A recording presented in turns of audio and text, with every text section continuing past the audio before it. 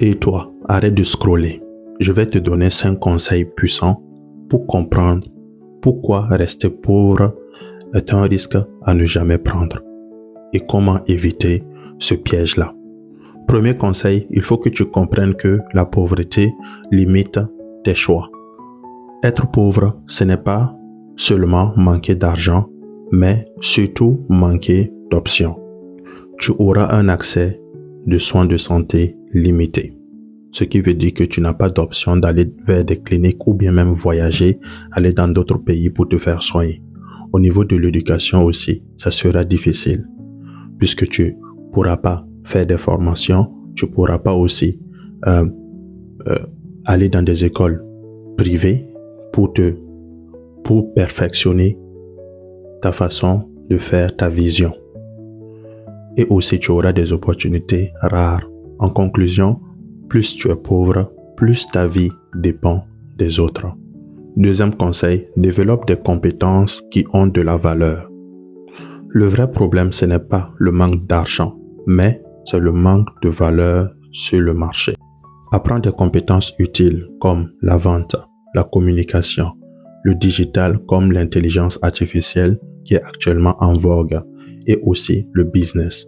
Ton objectif, c'est devenir indispensable. Troisième conseil, apprends à gérer ton argent, même si c'est peu.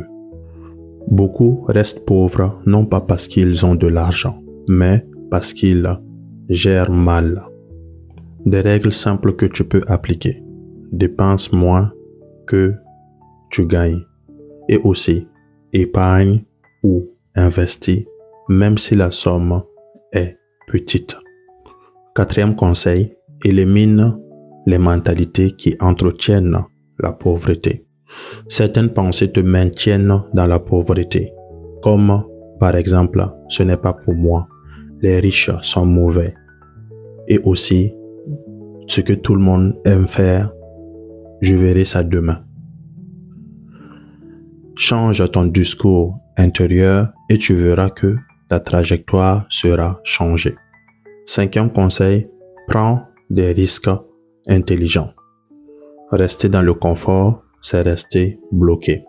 Donc, ose lancer un projet. Apprends de nouvelles compétences et aussi sors de ton environnement habituel.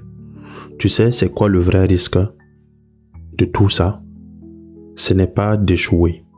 C'est tout simplement de ne jamais essayer. Du moment que tu n'essayes pas, tu as échoué en même temps. Il faut que tu comprennes que